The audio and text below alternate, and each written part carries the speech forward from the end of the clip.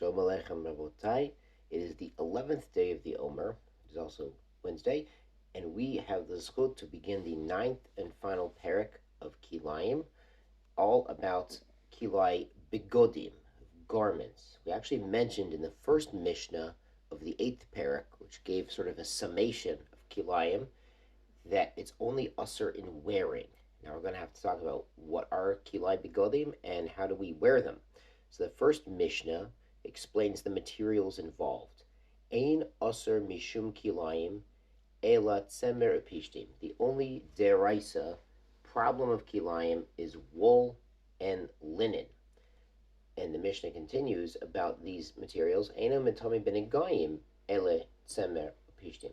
The only materials, the only fabrics that contract sarat, which is not leprosy, but is a physical manifestation of a spiritual disorder to allow us to do tshuva.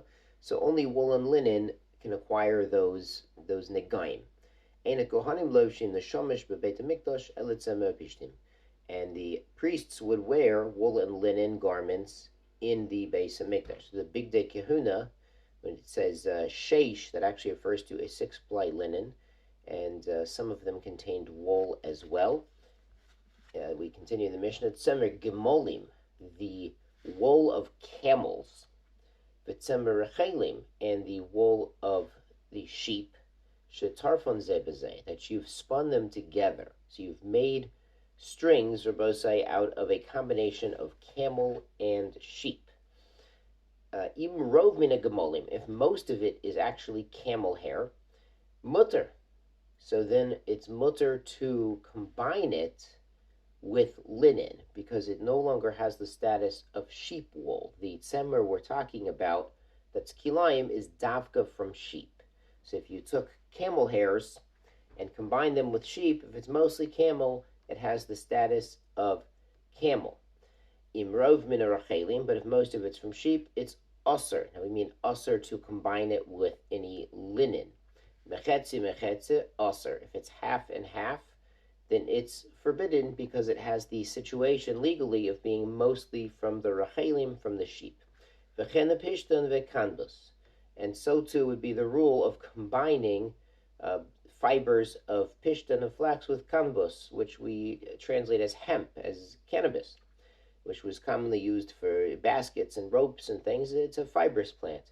Shetarfon ze b'zeh. You've combined them, you've spun them together into a thread. If most of it is cannabis, then the pishtan is bottles. You could actually have threads that are mostly kanbus with a little bit of pishtan fibers in there, and you could combine them with wool, with sheep wool, and it wouldn't be usr, because we go after the majority. Second Mishnah, in the 9th parak, shirayim, silks, v'koloch. Koloch is some sort of very fine moss or seaweed material, which is similar to silk. Ayin mishum kilayim. These are not kilayim. They might look like tzemer upishtim, but they're not. Of all sort of they marasa ayin. But because of marasa ayin, because they look similar, and not everyone has them, they're quite rare, so people might confuse them, so you shouldn't wear them rabbinically, because people might look at it and say, hey, that looks like wool and pishtan together, even though it's not. Now, nowadays, when silk is more common, people know what silk is, and it's woven very finely, typically finer than linen, so we don't really confuse it with linen anymore because it's more common. Mishnah continues, mattresses and pillows, ein behem mishum kilayim. So the issue of kilayim, remember, is to wear it. So to sit on a cushion that has shatnez, and this could come up maybe on the subway, in the train, something like this, as long as the skin is not touching them.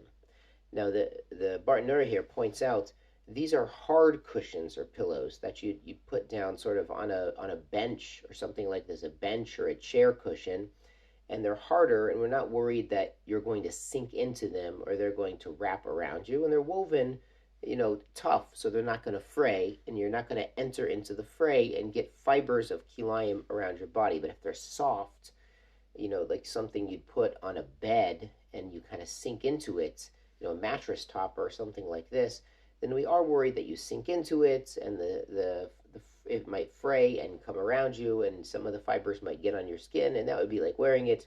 So that would be usr. So we're talking about hard cushions here, not soft ones. The Mishnah continues, Ein aroi l'kilayim. There's no such thing as temporary kilayim. So you couldn't say have a bathrobe or something of kilayim and say, well, I'm only wearing it for a couple minutes after the shower. Nope, there's no aroi kilayim. That's not a heter to wear it. Lo yilbash kilayim afilu al gabei asura.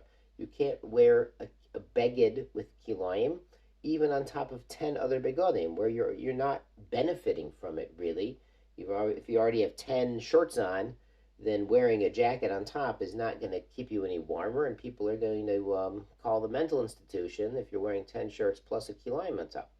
Afilu lignov et meches, even to steal the tax. Now, this is an interesting thing. So even if someone's taxing garments that you're carrying, like it's import-export, it's customs at the airport or something like this, and if you're bringing a brand new suit in the suitcase, they're going to tax you, but if you're wearing it, they're not going to tax what you're wearing. So even to put it on simply to avoid taxes, not to get any physical benefit, hana, from wearing it, but to avoid taxes, you couldn't do this. Now, it's important to note that when the Mishnah discusses evading taxes, that if this is a legally imposed tax that's imposed on everybody, it's forbidden, Rabosai, to avoid the tax, to cheat or lie to get out of the taxes. If it's a competent, legally elected government, then you can't avoid the taxes. What we're talking about here is it's some sort of capricious official who decides on his own. There was no election. This guy's just taking power unto himself and arbitrarily imposing taxes. Then it might be allowed to avoid the taxes if it doesn't involve wearing kilayim. This is also the case if there's a tax that's imposed specifically on Jews. If there has been in Europe at times a tax on shechita, on kosher slaughter. If there's a tax that only affects Jews, that's not adina demochus adina. It's considered invalid, and the Jews can try to avoid it because really it's a type of persecution. It's not a legally imposed tax by a legal government to benefit the citizens. So that's something to keep in mind, that the Mishnah does not endorse God forbid, evading taxes in the IRS in some sort of illegal or immoral way. So something to keep in mind that randomly came up here in Kilayim. Shkoyach Rabosai on beginning the 10th parak.